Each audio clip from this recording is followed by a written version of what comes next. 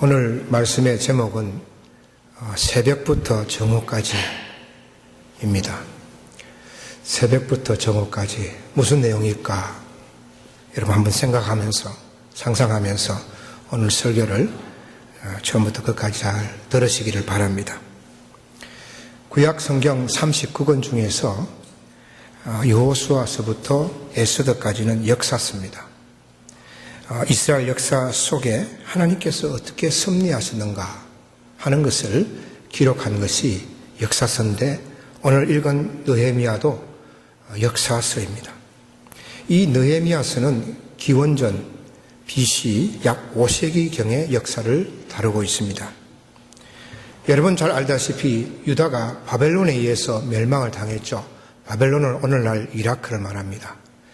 그 바벨론에 의해서 정복을 당하고 유다 사람들을 자기 나라로 포로로 다 잡아갔습니다. 다 가지는 않지만은 1차, 2차, 3차에 걸쳐서 사람들을 자기 나라로 데려가서 자기 나라의 사람들로 일을 시키고 그렇게 관직도 주고 그렇게 하게 했습니다. 그곳에서 포로로 잡혀간 유다 백성들이 70년 동안 살았습니다. 그런데 그 70년 후에 바벨론이 그 당시에 신흥 강국인 페르시아에 의해서 전쟁에서 져서 망하게 되었습니다.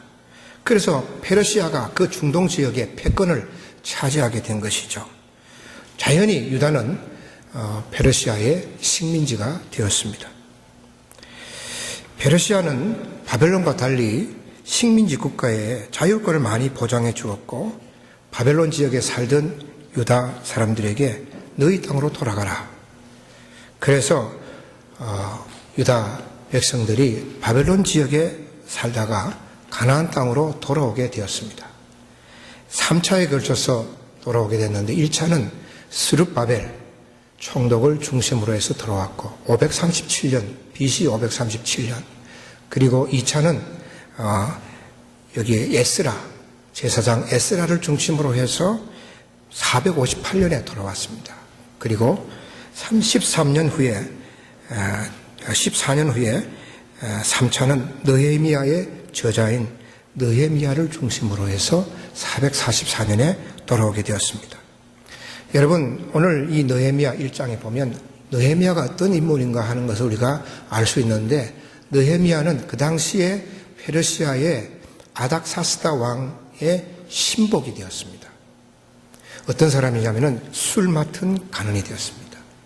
왕이 먹는 술을 다 자기가 다 시험하고 그 다음에 왕에게 주는 그런 신복 중에 신복입니다. 만약에 술에 독이 들어가면 어떻게 되겠습니까? 그래서 독이 들었는지 안 들었는지 시험을 하고 자기가 먹어보고 그 다음에 왕에게 주는 그런 술 맡은 간원입니다. 참 특이하게도 페르시아 사람도 아니고 유대 사람이 페르시아 왕의 신복이 됐다는 것은 그가 얼마만큼 그 아닥사스다 왕에게 신임을 받았는가 하는 것을 우리가 알게 됩니다. 그런데 어느 날 이 느헤미야가 페르시아의 그 고위 관직에서 잘 살고 잘 먹고 잘 살고 있는데 저기 예루살렘에서 슬픈 소식이 들려왔습니다. 조국 예루살렘 성이 파괴되었다는 그런 소식이었습니다. 성전을 보호하고 백성의 거주지를 보호하는 성벽이 무너졌다는 그런 소식을 듣고서 이 느헤미야가 얼마나 조국을 사랑했는지 수일 동안 금식하면서 그렇게 기도했습니다. 그러다가 느헤미야가 자신이 유대 땅으로 돌아가서 내가 하나님의 은혜로 그 성벽을 재건해야 되겠다. 그래서 왕에게 찾아갑니다. 자기에게 제가 술 맡은 간을 내려놓고 왕이 아닥사스다 왕에게 제가 그 성벽을 건축하도록 허락해달라. 저를 보내주십시오. 그래서 이 느헤미야가 간절하게 요청을 하니까 왕도 허락하게 되고 느헤미야를 그냥 보내지 않고 느헤미야를 유다의 총독으로 임명해서 보내었습니다. 돌아와서 느헤미야는 온갖 반대와 방해를 이기고 52일 만에 예루살렘 성벽을 든든하게 견고하게 재건하게 되었습니다. 성전이 이미 세워졌고 그리고 성전을 보호하는 예루살렘 성벽이 다 이제 완공이 되고 나서 느헤미야는 거기서 멈추지 않고 보다 본질적인 변화와 개혁에 손을 댑니다. 그것은 신앙의 개혁이요 영적인 개혁입니다. 그 내용을 다룬 말씀이 오늘 우리가 읽은 8장 1절에서부터 12절까지 말씀입니다. 그 개혁은 하나님의 율법으로 돌아가자는 것입니다. 하나님의 말씀으로 돌아가자는 것입니다. 하나님의 말씀으로 영적으로 개혁하고 하나님의 말씀으로 영적으로 부흥하자는 것입니다. 그래서 유다의 새해가 7월 1일입니다. 7월 1일 나팔절이 오늘날 우리의 1월 1일처럼 새해인데 이 새해에 하나님께 경배하기 위해서 수문업 광장에 사람들이 모였습니다. 예루살렘 성전과 그리고 예루살렘 성벽의 문 중에 하나인 수문 앞에 큰 광장이 있는데 그 광장에 백성들이 다 모였습니다. 이 광장에 모인 백성들이 먼저 제사장 학사라고 나와 있죠. 에스라에게 모세의 율법책을 가져오라고 한 것입니다. 그래서 이 에스라가 모세의 오경 율법책을 가져와서 나무 강단을 만들어서 그 강단에 쓰고 모세의 율법책을 폈습니다. 그러자 백성들이 일제히 자리에서 일어섰습니다. 에스라가 하나님을 찬양합니다. 경배합니다. 그러자 모든 백성이 손을 들고 아멘, 아멘 하고 응답하고 몸을 굽혀서 땅에 머리를 대고 여호와께 경배를 하였습니다. 그 율법책을 낭독할 뿐만 아니라 레위인들을 시켜서 다 그 뜻을 다 해석해 주었습니다. 그랬더니 백성들이 율법의 그 말씀을 듣고 다 눈물을 흘리는 것입니다. 그러자 이 느헤미야가 오늘은 여호와의 기쁜 날 성일이니 슬퍼하지 말고 먹고 마시고 나누어 주면서 우리 모두 다 여호와를 기뻐하자 그랬습니다. 그러자 모든 백성이 먹고 마시면서 나누어 주고 크게 즐거워하였다 하는 그 내용입니다. 이렇게 개혁이 일어났고 영적 부흥이 일어난 것입니다. 그것은 여호와의 말씀을 통해서 일어난 것입니다. 여러분, 이 느헤미야의 영적인 개혁, 이 부흥의 과정을 우리가 좀 더 구체적으로 살펴볼 필요가 있습니다. 율법을 대하는 백성들의 태도, 자세입니다. 여러분, 우리가 모든 일에 참 자세가 중요하죠. 어떤 자세를 가지느냐, 어떤 태도를 취하느냐에 따라서 결과가 달라지는 것을 볼 수가 있습니다. 몸의 자세가 중요하다고 하지 않습니까? 몸의 자세가 삐뚤어지게 이렇게 항상 그렇게 지내면 몸이 균형을 잃고 결국은 건강에 이상이 생기게 되죠. 마음의 자세도 마찬가지입니다. 마음의 자세가 좋지 않으면 결과가 좋을 리가 없죠. 아무리 재능이 있고 또 실력이 있어도 마음의 자세가 잘못되었고 태도가 불량하거나 교만하면 결코 성공할 수가 없습니다. 율법을 대하는 백성들의 태도가 달라졌습니다. 백성들이 광장에 모여서 제사장 에스라에게 모세의 율법책을 가져오라고 청합니다. 제사장이 백성들에게 율법책을 가져올 테니 들을 준비를 하고 있으라 한 것이 아니고 백성들이 먼저 듣기 위해서 율법책을 가져오라고 한 것입니다. 오늘날로 말하면 목사가 여러분 앉으세요. 제가 하나님 말씀을 읽고 풀어드리겠습니다. 이렇게 한 것이 아니고 성도들이 반대로 목사님 말씀을 제발 좀 들려주세요. 이렇게 한 것이죠. 백성들은 하나님의 말씀을 사모했습니다.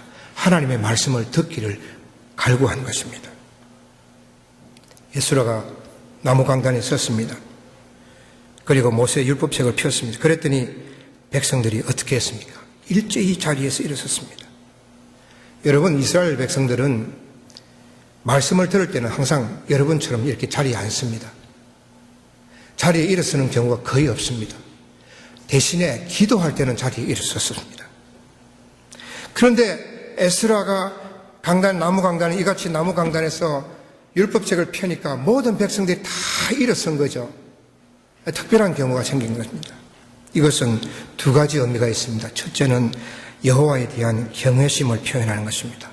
살아계신 하나님의 말씀이라는 것입니다. 그 말씀 앞에서 우리가 일어선 것이죠. 그리고 일어선다는 것은 그 하나님의 생명의 말씀을 나는 철저하게 그 말씀에 복종하겠습니다 라고 하는 것을 표현하는 것입니다. 그래서 다 사람들이 일어난 것입니다. 하나님 말씀의 그 절대성, 그 앞에 철저하게 복종하겠다는 그런 태도인 것입니다. 사랑하는 성도 여러분, 하나님의 말씀은 절대 진리입니다. 오늘날 많은 젊은이들이 자꾸 교회를 떠나는 이유 중에 하나가 절대 진리인 하나님 말씀을 믿지 않기 때문입니다. 무엇 때문에 그렇게 젊은이들이 떠나갈까요? 물론 지도자의 잘못 때문에 실망해서 떠나는 사람들도 있습니다. 그 이유는 포스트 모더니즘 영향 때문이라 할 수 있습니다. 포스트 모더니즘 사상이 들어있는 영화와 음악과 문화에 젖어서 성경이 말하는 사상보다 현 시대의 사상을 따르고 있는 것입니다. 여러분, 포스트 모더니즘의 주장이 무엇입니까? 한마디로 말하면 이 세상에 절대적인 것은 없다라는 것입니다. 믿을 수 있는 것이라고는 자기 자신밖에 없다는 것입니다. 그래서 진리를 절대화시키지 않습니다. 진리를 상대화시켜버립니다. 그래서 절대적인 진리인 하나님의 말씀을 받아들이지 않는 것입니다. 이것이 현대인들이 신앙에서 멀어지는 이유이고 젊은이들이 믿음에서 떨어져 나가는 하나의 이유이기도 한 것입니다.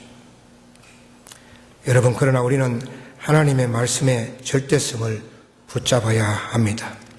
여러분, 하나님의 말씀이 절대적인 말씀임을, 절대적인 진리임을 믿습니까? 유다 백성들은 하나님 말씀을 듣지 않아서 바벨론에 의해서 멸망당하고 포로로 70년 동안 산 뼈저린 아픔을 겪었습니다. 그래서 이제는 70년 동안 그 고통 가운데 살다가 다시 고향으로 돌아왔을 때 결심을 합니다. 그때 하나님의 말씀을 내가 들었다면 이 고생을 하지 않았을 텐데 이제는 하나님의 말씀을 붙들고 지켜야 되겠다. 그 말씀에 내가 절대적으로 복종해야 되겠다 하는 그 다짐하는 마음으로 그들은 일어선 것입니다. 하나님, 이제는 저희들이 하나님의 말씀을 그동안 외면했는데 철저하게 하나님의 말씀을 믿고 절대적으로 그것을 따르겠습니다 라고 하는 그런 마음의 자세로 그들이 자리에서 일어서게 된 것입니다. 백성들이 일어서서 율법의 말씀을 귀를 기울여 들었습니다. 그런데 얼마 동안 들었냐면 오늘 3절에 보면 새벽부터 정오까지라고 그랬습니다. 여러분, 정오는 12시를 말하죠. 새벽은 정확하게 4시인지 5시인지 6시인지 알 수는 없지만 대략 6시라고 생각을 한다고 한다면 그들이 새벽부터 정오까지 율법을 들었습니다. 몇 시간입니까? 6시간 동안 율법을 들은 겁니다. 그것도 어떻게 해요? 일어서서 6시간 동안 율법의 말씀을 듣고 또 레위인들이 풀어주는 그 성경의 말씀, 해석의 말씀을 들은 것입니다. 중국의 지하교회를 방문한 한 목사님의 얘기를 들었습니다. 일주일 동안 하나님의 말씀 성경을 풀어서 설명을 해주는데 새벽부터 그 장사진을 이룬 겁니다. 그 집에 사람들이 빽빽하게 자리에 앉았습니다. 새벽 6시부터 12시까지 한 번도 쉬지 않고 중간에 화장실 가는 사람 자기 알아서 가고 한 번도 쉬지 않고 말씀을 읽고 예화를 들어서 설교한 것도 아니고 읽고 그리고 이 말씀은 이런 내용입니다. 이런 뜻입니다 하고 6시간 동안 오전에 그렇게 전했습니다. 그리고 점심 먹고 또다시 오후에도 6시간 동안 그렇게 전했습니다. 또 저녁 먹고 저녁 12시까지 또 그렇게 전했습니다. 한 사람도 미동하지 않고 그 말씀을 사모하면서 들어서 전하는 자기 자신이 더 큰 은혜를 받았다는 그런 이야기를 들은 적이 있습니다. 제가 여러분 설교를 6시간 한다고 한다면 여기 아마 6시간 동안 있을 수 있겠습니까? 저는 6시간 할 수 있는 능력도 안 됩니다. 1시간 설교하기도 어렵습니다. 근데 만약에 6시간 동안 할 수 있다고 한다면 우리도 사실 견디기가 어려울 것입니다. 여러분, 우리가 가톨릭이 있고 그 다음에 러시아 정교회가 있고 그 다음에 우리 개신교가 있지 않습니까? 러시아 정교회는 우리 그리스 정교회라고 그러죠. 그리스 정교회는요 본래 예배당에 의자가 없습니다. 요즘은 의자가 있는데 이 초기에는요 의자가 없어요. 예배당인데도. 어떻게 서서 예배를 드렸습니다. 그리스 정교회가요. 그리고 6시간 동안 예배를 드린 것이, 요즘은 다 축소됐겠죠. 그 당시 초기에는 서서, 의자도 없이 서서 여기 옆에 기대거나 이렇게 기대면서 그렇게 예배를 드리고 하나님을 찬양하고 경배하고 말씀을 들었다는 그런 내용을 알고 있습니다. 여러분, 유다 백성들은 말씀을 사모했습니다. 갈망했습니다. 그랬을 때 그들에게 영적인 부흥이 일어난 것입니다. 율법을 읽기만 한 것이 아니고 해석해 주었습니다. 오늘날 말하면 설교를 해준 것입니다. 그렇게 했을 때에 백성들이 어떻게 반응했습니까? 백성들이 다 울었습니다. 율법의 말씀을 듣고 다 울었습니다. 말씀의 그 구구절절이 자기 가슴에 와닿는 것입니다. 감동이 되는 것이 너무나 좋으니까 눈물이 나는 것이죠. 진리를 깨달으니까 눈에서 눈물이 자연스럽게 나오는 것입니다. 그리고 자신들의 죄를 회개하기 시작했습니다. 하나님의 말씀 앞에 비추어진 자신의 그 모습이 너무나 추악하고 더럽기 짝이 없었던 것입니다. 생각이나 행동이나 그 모든 삶의 방식들이 하나님의 말씀과 전혀 상관없는 그런 삶을 사는 것을 깨닫게 된 것입니다. 그래서 백성들이 다 눈물을 흘렸습니다. 모인 인원이 결코 작지 않았을 텐데 그 우는 소리가, 통곡하는 소리가 예루살렘 성전 전체, 예루살렘 성 전체에 울리지 않았겠습니까? 참으로 놀라운 광경이 아닐 수가 없습니다. 사랑하는 성도 여러분, 영적인 부흥은 회개 없이는 일어나지 않습니다. 자신이 죄인임을 말씀 앞에서 깨닫고 회개하고 통곡할 때에 그것에 심령에 회복이 있고 변화가 있고 부흥이 일어나는 것입니다. 울고 있는 백성들에게 느헤미야가 여호와의 성일이니 슬퍼하지 말고 울지 말라 하면서 먹고 마시고 음식을 준비하지 못한 자들에게 나누어 주라고 했습니다. 근심하지 말고 여호와를 기뻐하라 그랬습니다. 그래서 백성들은 음식을 다 나눠주고 여호와를 기뻐했다. 말씀을 듣고 깨닫고 회개하고 거기서 그치지 않고 말씀을 삶에 적용했습니다. 실천했습니다. 여호와를 기뻐하고 자기의 것을 나눠준 것입니다. 이것이 변화요 개혁이요, 이것이 부흥입니다. 여러분, 삶의 실천이 결정적입니다. 우리 삶에 하나님 말씀을 적용하는 것이 가장 중요합니다. 아무리 하나님 말씀을 듣고 또 이해하고 회개하였어도 실천하지 않으면 앞에 한 것들이 다 헛사가 되어버립니다. 우리가 신앙생활에 간증하게 되지 않습니까?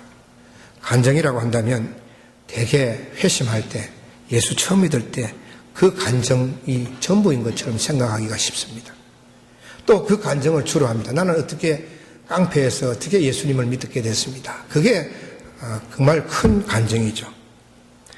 근데 삶에서 간증이 있어야 됩니다. 근데 삶에서 우리가 간증이 부족하죠. 그 이유가 무엇일까? 그것은 말씀을 우리 삶에 적용하지 않기 때문입니다. 말씀을 내 삶에 적용하게 되면 반드시 결과가 나오고 그것이 간증이 되는 것입니다. 여러분, 예루살렘 성벽을 든든히 세워놓은 느헤미야는 본질적인 것을 세우려고 했습니다. 아무리 성벽을 든든히 세워도 하나님께서 함께 하시지 아니하시면 허사라는 것을 알고 있기 때문입니다. 그것은 백성을 하나님의 말씀 위에 세우는 것입니다. 그래서 말씀을 낭독하고 해석해주고 실천하게 한 것입니다. 결국 말씀의 부흥이 일어났고 영적 부흥도 일어나게 된 것입니다. 사랑하는 성도 여러분, 하나님의 말씀으로 돌아가야 합니다. 오라 우리가 여호와께로 돌아가자. 호세아 6장 1절에 여호와께로 돌아가는 것이 무엇입니까? 그것은 여호와의 말씀으로 돌아가는 것입니다. 호세아 6장 2절에 이어서 나옵니다. 여호와께서 이틀 후에 우리를 살리시며 셋째 날에 우리를 일으키시리니 우리가 그의 앞에서 살리라.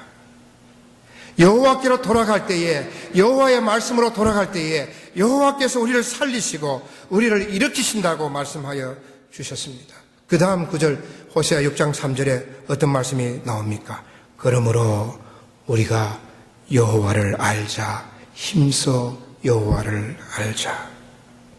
여호와께로 돌아가게 되면, 여호와의 말씀으로 돌아가게 되면 우리를 살리시고 회복시키시고 일으키시는데, 그러므로 우리가 어떻게 해야 하느냐? 여호와를 힘써 아는 것입니다. 여호와를 어떻게 힘써 알 수 있습니까? 그것은 말씀을 통해서입니다. 그것은 성경을 통해서입니다. 여호와를 안다는 것은 그냥 지식으로 성경을 달달 외우는 것이 아니라 여호와를 경험하는 것입니다. 여호와를 만나는 것입니다. 하나님의 말씀을 읽고 듣고 묵상하고 하나님의 말씀을 실천할 때에 하나님을 만나게 되는 것입니다. 하나님을 체험하게 되는 것입니다. 그랬을 때에 우리의 영혼이 회복되고 영적인 부흥이 일어나게 되는 것입니다. 여러분, 신앙생활 잘 해보고 싶지 않으신 분들은 없습니다. 다 신앙생활 열심히 해보고 싶죠. 다 같은 마음입니다. 사회에서, 여러분 직업에서 얼마나 잘하려고 노력합니까? 여러분께서 지금 그 위치에 올랐을 때 그 위치에 오르기 위해서 얼마나 노력하셨어요? 또 앞으로도 계속 노력하실 거 아닙니까? 그렇게 다들 하시는 분들이 왜 신앙생활 열심히 하고 싶은 마음이 없겠습니까? 그러나 잘 쉽게 되지 않죠. 어려움이 있습니다. 여러분, 권면합니다. 하나님의 말씀을 읽기 시작하시기를 바랍니다. 하나님 말씀으로 돌아가야 합니다. 여러분, 읽는 것이 쉽지가 않아요. 너무 어려운 내용들이 많기 때문에. 이사야서, 예레미야서 읽다 보면 아무것도 안 들어오는 게 아무것도 없어요. 그렇게 힘드시면, 읽는 것이 힘들면 한번 적어보십시오.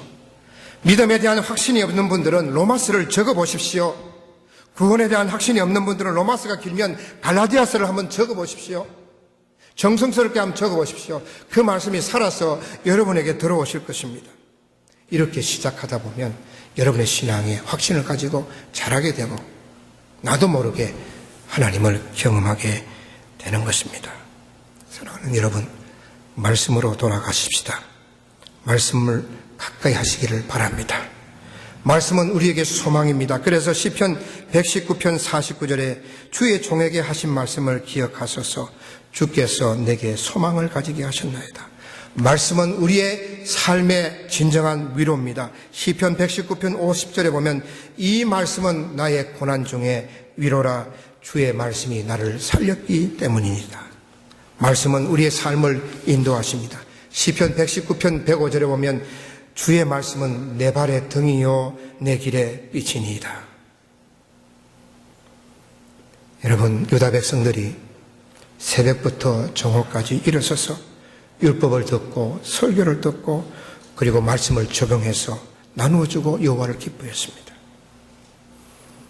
오늘 설교 들은 모든 분들 하나님의 말씀을 가까이 하시고 하나님의 말씀에 열심을 내시기를 바랍니다. 그럴 때 여러분의 영혼의 변화가 일어날 것입니다.